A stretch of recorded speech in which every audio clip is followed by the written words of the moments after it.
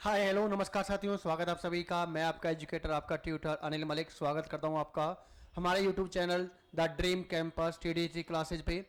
जैसा कि साथियों आप सबको पता है कि जो आपके जो लीड का जो एग्जाम आपका हुआ था लास्ट आपका 24 में जो आपका हुआ था, तो उसकी जो PYQ सीरीज में आपके पास लेके आया हूँ आपका रीजनिंग क्लास को लेके। तो यहाँ पे हम आपको ऑनलाइन ऑफलाइन दोनों बैचेज आपको हमारे यहाँ पे आप ड्रीम कैंपस आपको लक्ष्मी नगर के अंदर आपको मिलेंगे।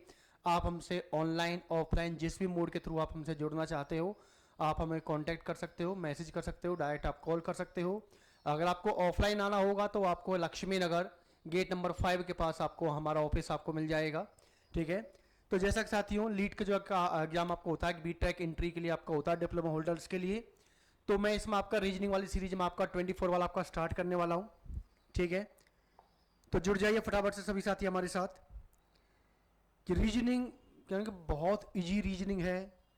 कंसेप्ट समझ में आना चाहिए। कंसेप्ट आपको अगर समझ में आ गया तो आपका रीजनिंग में कुछ भी नहीं है।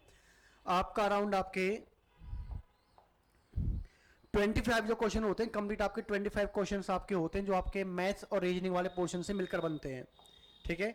अब ये 25 कैसे होंगे, उनमें से आपका कुछ क्वेश्चंस आपके मैथमेटिकल आपके होते हैं, मैथ्स के होते हैं, क्वांट के होते हैं, कुछ सेक्शंस आपके रीजनिंग के होते हैं।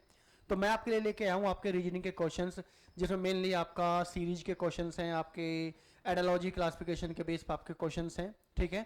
तो एक एक करके हम सारे क्वेश्चंस हम डिस्कस करने वाले हैं। जैसे कि सामने आपका क्वेश्चन आपके पास आया कि एक सीरीज आपको दे रखी है 2 1 1/2 1/4, तो नेक्स्ट क्या आएगा इस सीरीज में आपको बताना है। करने का सिंपल सा मीडियम है। आपको सबसे पहले रिलेशन देखना है कि 2 और 1 के बीच में आपस में क्या कनेक्शन है। फिर ये चेक करो एक बार कि सीरीज जो आपको जो दे रखी है वो इंक्रीजिंग ऑर्डर में है कि डिक्रीजिंग में। ठीक है। एक बार पहले कंसेप्ट समझा देता हूं। अगर मान लो कि आपको सीरीज क्वेश्चन में अगर दी गई हो इंक्रीजिंग ऑर्डर में कि पहले नंबर आपका क्या था, पहले छोटा था, उससे नंबर बढ़ते चले गए, तो ऑब्वियसली बात है उसमें दो ही लॉजिक पॉसिबल है। या तो उसमें कोई ना कोई एक नंबर प्लस करके चीज बढ़ाई गई होगी अगर वो धीरे से बढ़ी है। अगर बहुत तेजी से सीरीज बढ़ी है तो मल्टीप्लाई मल्टीप्लाई के साथ हो सकता है कि शायद स्क्वायर भी किया गया हो या क्यूब भी किया गया हो, और उनके साथ फर्दर कोई प्लस या माइनस का लॉजिक भी अप्लाई किया जा सकता है। ठीक है। ये थोड़े से कुछ आपके रूल हैं जो आप लोगों को याद रखना है। अगर ऐसी आपको सीरीज डिक्रीजिंग ऑर्डर में दी गई तो डिक्रीजिंग में ऑब्वियसली बात है कि अगर सीरीज आपकी बहुत स्लोली आपकी धीरे से आपकी घट रही है तो इट मींस हो सकता है कि उसमें कोई ना कोई एक नंबर आपका माइनस किया गया हो, और ये बहुत तेजी से भी घट रही हो तो इट मींस आपका हो सकता है कि उसमें तो डिवाइड ऑलमोस्ट किया ही गया होगा। ठीक है। वो डिवाइड के साथ क्या हो सकता है कि साथ में प्लस या माइनस भी हो सकता है। ठीक है। ये कंसेप्ट आप लोगों को याद रखना थोड़ा सा। अब देखो इसी सीरीज को हम उठा के अगर हम देखते हैं क्या कह रहा है आपके पास क्वेश्चन में। अगर वन से लोगे सबसे पहले आपको दे रखा 2, देन दे रखा 1, देन 1/2, देन 1/4, तो नेक्स्ट पूछा हुआ है। तो सिंपल देखो 2 से जो 1 हुआ, 1 से हाफ हुआ, हाफ का भी अगेन हाफ हुआ, तो इतना तो समझ में आ रहा है कि सीरीज मेरी किस ऑर्डर में जा रही है, डिक्रीजिंग ऑर्डर में। ठीक है। अगर मैं डिफरेंस चेक करता हूं, देखो यहां पे आप डिफरेंस देखोगे 2 और 1 में कितने का डिफरेंस है, 1 का। 1.5 में कितने का डिफरेंस है, सिर्फ हाफ का। मतलब कि पहले डिफरेंस आया 1, देन डिफरेंस आया हाफ का। अच्छा 1/2 और 1/4 में कितने का डिफरेंस है। देखो यहां तो आपके पास एक सिंपल एक नंबर था, जब आपने 1 में से 1/2 माइनस किया तो आप लोगों को पता है इनटू करो और माइनस करो, तो 2 - 1 1/2 आ गया। सेम जब आप 1/2 और 1/4 में डिफरेंस चेक करोगे, या तो इनका कंसेप्ट आपका एलसीएम वाला पार्ट होता है, तो आप देखोगे इनका 4 एलसीएम आएगा और ये 2 - 1 कितना आएगा, 1/4। मतलब आपको थोड़ा सा इतना तो समझ में आ रहा होगा कि पहले उसने 1 का डिफरेंस कर दिया, इसके बाद उसने हाफ का डिफरेंस कर दिया, उसके बाद उन्होंने क्या किया कि 1/2 और 1/4 में जो डिफरेंस है उसको यूज कर लिया है। तो सिंपल करना क्या है, ये डिफरेंस आप अगर चेक करोगे तो पहले डिफरेंस हाफ, उसका भी अगेन हाफ, तो अगली बार जो डिफरेंस आएगा वो अगेन इसका हाफ आएगा। ठीक है। मतलब कि आपको इस तरह से देखोगे तो 1/4 में आप 1/8 ऐड कर दो, आपको नंबर आपको डिफरेंस पता चल जाएगा। ठीक है। फर्दर अगर ये भी समझ में नहीं आता है तो थोड़ा सा एक लॉजिक अप्लाई कर सकते हो आप, क्या कि 2 में क्या कर दिया, 2 में हाफ से मल्टीप्लाई कर दो, कितना आ गया 1। 1 में हाफ से मल्टीप्लाई कर दो, कितना आ गया हाफ, मतलब कि मल्टीप्लाई हाफ बोल दो चाहे डिवाइड बाय 2 बोल दो। अगेन 1/2 में आपने हाफ से मल्टीप्लाई किया, कितना आ गया 1/4। तो अगेन 1/4 में हाफ से मल्टीप्लाई करोगे, कितना आ जाएगा 1/8। और 1/8 आपका दे रखा है ऑप्शन बी के अंदर। सिंपल है, बस आपको सीरीज को पहचानना है कि आपको स्टार्टिंग के 2 नंबर्स में आप एक ही लॉजिक अप्लाई करके देख लो। अगर उन 2 में अप्लाई हो रहा तो मोस्ट प्रोबेबल आपका वो थर्ड में भी अप्लाई हो ही जाएगा। ठीक है, क्लियर? आपको क्वेश्चन समझ में आया कि सीरीज जो आपको देखनी है इंक्रीजिंग ऑर्डर या डिक्रीजिंग ऑर्डर, देन इंक्रीजिंग में आपका प्लस या मल्टीप्लाई, देन डिक्रीजिंग में आपका माइनस या डिवाइड। यहां हर बार 2 से डिवाइड करते चले जाओ। 2 को 2 से डिवाइड करोगे 1, 1 को 2 से डिवाइड करोगे 1/2, 1/2 को 2 से डिवाइड करोगे 1/4 और 1/4 को 2 से डिवाइड करोगे 1/8। क्लियर? तो आपका 76 का जो आंसर आएगा आपका कौन सा आएगा? ऑप्शन बी आपका आ जाएगा। क्लियर? चलिए नेक्स्ट क्वेश्चन है आपके पास, क्वेश्चन नंबर 77 है। ये जो क्वेश्चन है आपका ये अर्थमेटिक प्रॉब्लम के अंदर आता है, जो एज वाले जो क्वेश्चंस होते हैं रीजनिंग के अंदर। अब इसको चाहे मैथमेटिकल आप बोल दो, मैथमेटिकल रीजनिंग बोल दो आप इसको, क्योंकि होना तो इसके अंदर मैथ सी यूज है। ठीक है, तो क्या कर रखा है कि Marks is 3 times older than Jack and 2 years ago 2 साल पहले ही was 5 times older than Jack. और 2 साल पहले की अगर बात किया जाए तो ही का मतलब है आपका मार्क्स, इसके बारे में बोल दिया गया है, उसके लिए उसने यूज कर लिया आपका ही। कि Jack was Marks was 5 times, कि मार्क्स 5 गुना बड़ा था किससे? जैक से। तो what is the present age of Marks? तो मार्क्स की प्रेजेंट एज क्या है? अब इस क्वेश्चन को करने के आपके 2 तरीके हैं। क्वेश्चन बाय ऑप्शन जा सकता है, या तो चाहे फिर आपका सिंपल एक आपका जो कंसेप्ट होता है। तो पहले मैं कोशिश करता हूं कि भाई आपका कंसेप्ट कैसे करना है। अब मुझे इसमें एज ना तो पता है जैक की, ना ही पता है मुझे मार्क्स की। तो मैं ये मान लेता हूं कि M फॉर मार्क्स एज और J for Jack age. Simple इतना आपने जूम कर लिया।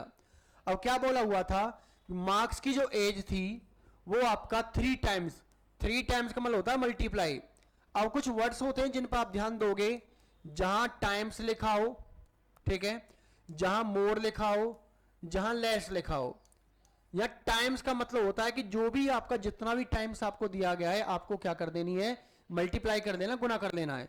मोर का मतलब ज्यादा, तो जितनी भी एज ज्यादा बताई गई उतनी हम क्या कर देंगे? प्लस। और जब लेस का मतलब होता है माइनस। ठीक है, ये थोड़े से की पॉइंट हैं जो आपको लोगों को याद रखने हैं। अब क्या कह रहा है कि 2 साल पहले, 2 साल पहले अगर आप खुद से लगा लो कि अगर आज आप 20 साल के हो, आप 20 ईयर्स आपकी एज है, तो 2 साल पहले क्या रही होगी? 2 ईयर्स आपकी 18, मतलब -2 करोगे। तो इट मींस मैं क्या करूंगा कि जो मार्क्स की एज 2 कम हो जाएगी, तो एज कम जो होगी वो जैक की भी होगी 2। ऐसा तो हो नहीं सकता कि भाई 2 साल पहले सिर्फ मार्क्स की 2 साल एज कम हो जाएगी, जैक की नहीं होगी। होगी तो दोनों की होगी। तो 2 साल पहले जो कह रहा है कि जो मार्क्स की जो एज है वो जैक की एज का कितना गुना है? 5 गुना। तो मैं क्या कर लेता हूं? 5 से मल्टीप्लाई। अब मुझे वैल्यू किसकी निकालनी थी? मुझे निकालनी थी मार्क्स की। तो मैं क्या कर सकता हूं? मार्क्स के प्लेस पे वैल्यू मैं क्या पुट कर सकता हूं? 3J -2, और इसमें 5 इंटू करोगे तो 5J -10। तो ये वाला जो J वाला जो पार्ट है, ये वाला इधर जाके 5 में से हो जाएगा माइनस, तो कितना बचेगा? 2J। और ये जो माइनस के 10 है वो इधर आके क्या हो जाएंगे? प्लस। तो -2 में प्लस कर दोगे 10, तो ये वैल्यू कितनी आ जाएगी आपके पास? 8।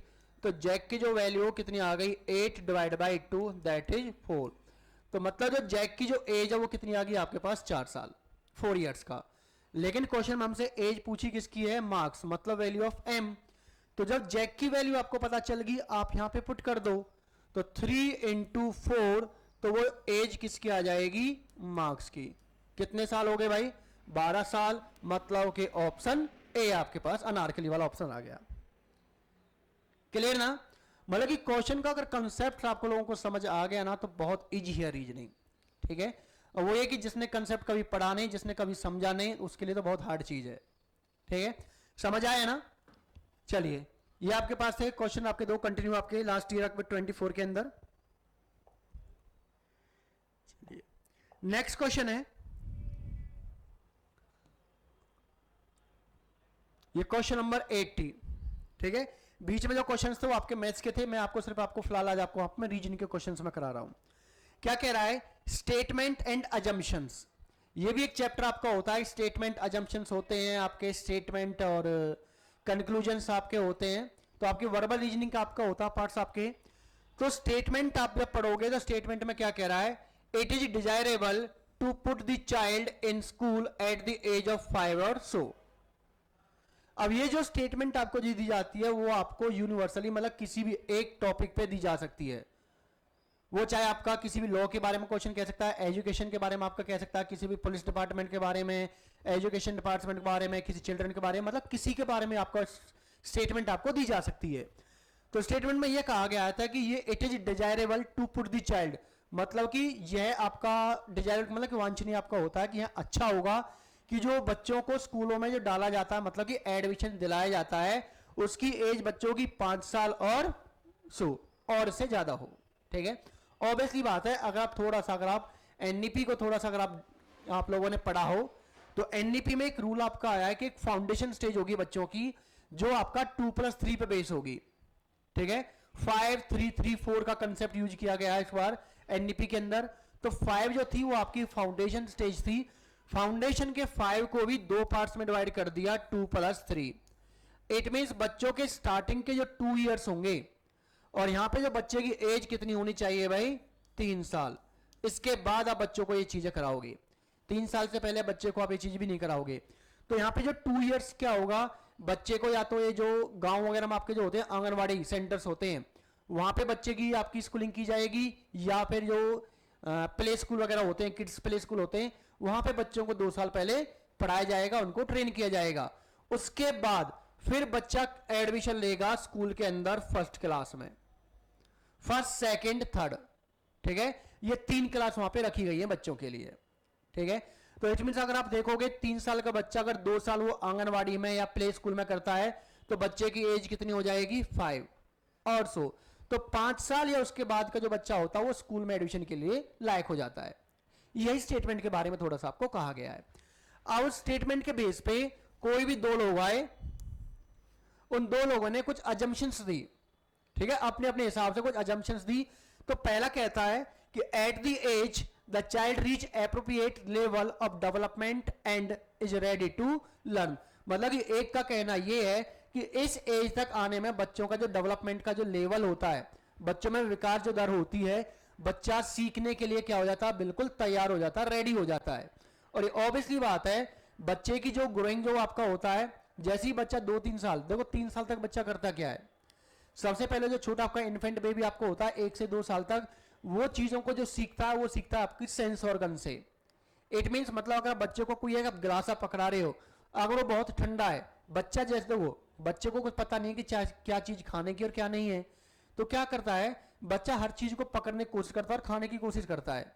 अगर मान लो किसने कोई गिलास पकड़ा ठंडा, तो उसको क्या है, ठंडा जब महसूस होगा सेंस ऑर्गन से वो उसको छोड़ देगा, गर्म हुआ छोड़ देगा, नॉर्मल हुआ खाने की कोशिश करेगा, उसमें उसको खाना अच्छा लगा तो कंटिन्यू करेगा, नहीं लगेगा तो फेंक देगा। इट मींस बच्चा अपना सेंस ऑर्गन से महसूस करता है कि ये जो चीज है ये ठंडी है, गर्म है, पकड़ने लायक है, खाने लायक है नहीं। उसके बाद क्या करता है कि बच्चा फिर आपको कॉपी करने लगता है। कॉपी का मतलब कि अगर आप बैठ के फोन चला रहे हो जो कि नॉर्मली पेरेंट्स करते हैं, ठीक है, तो बच्चा भी क्या करता है, बच्चा भी वही चीज देखने की कोशिश करता है। और आज के टाइम में बच्चे डिमांड भी करते हैं फोन्स की, और पेरेंट्स भी क्या करते हैं कि बच्चों को मोबाइल प्रोवाइड कर देते हैं कि बच्चा, ताकि उनको परेशान ना करे, बच्चा रोए नहीं, जो कि गलत बात है। हाँ, अगर आप पढ़ने के लिए बैठे हो तो ऑब्वियसली बात है कि बच्चा आपके साथ भी क्या करेगा, वो भी कॉपी पेन लेगा, चाहे भले वो आपका कॉपी के अंदर चाहे वो ऐसे ऐसे कर रहा हो, फर्क नहीं पड़ता, लेकिन बच्चा करेगा क्या, बच्चा आपके साथ बैठेगा, चाहे वो कॉपी के पेज को फाड़ दे या कुछ भी कर दे, लेकिन वो कॉपी के साथ कुछ ना कुछ तो करेगा भाई, प्ले करेगा। धीरे धीरे करोगे क्या कि जैसे ही आप बच्चों को हैबिट डालोगे, जैसे ही आप दिखाओगे, बच्चा एजिटेज कॉपी करता है आपको। तो कोशिश करें आज के टाइम में पेरेंट्स भी कि भाई बच्चों के सामने मोबाइल कम यूज करें, अपना पढ़ने के लिए बैठें, बुक्स पढ़ें, तो बच्चा भी वही चीज़ आपका करेगा। क्योंकि जो आप बच्चों को सिखाओगे, जो बच्चों को आप दिखाओगे, कहते हैं कि मार्केट में ऐड को होता है कि जो दिखेगा वही बिकेगा, सेम वही है कि जो बच्चों को आप दिखाओगे वही बच्चा बनेगा। अगर आप मोबाइल चलाओगे तो ऑब्वियसली बात, भाई बच्चे मोबाइल मांगते हैं, ठीक है, चलो तो ठीक है। इसके बाद ऑब्वियसली बात है, फर्स्ट का जो अजम्पशन है वो बिल्कुल करेक्ट है कि जो कहा गया है भाई 5 साल या उसमें बच्चों को एडमिशन दिलाना चाहिए, तो बिल्कुल सही है, क्योंकि बच्चों का जो डेवलपमेंट का जो रेट होता है, जो लर्निंग आपका होता है, बच्चा यहाँ पे प्रॉपर तैयार होता है कि वो कोई भी चीज को सीख सकता है। जबकि सेकंड मास्टर ये कहते हैं the school do not admit, अच्छा यहाँ पे आपका आएगा admit children after 6 year of age, कि यहाँ पे क्या होता है कि जो स्कूल के अंदर बच्चों को 6 साल के बाद एडमिट नहीं किया जाता। अब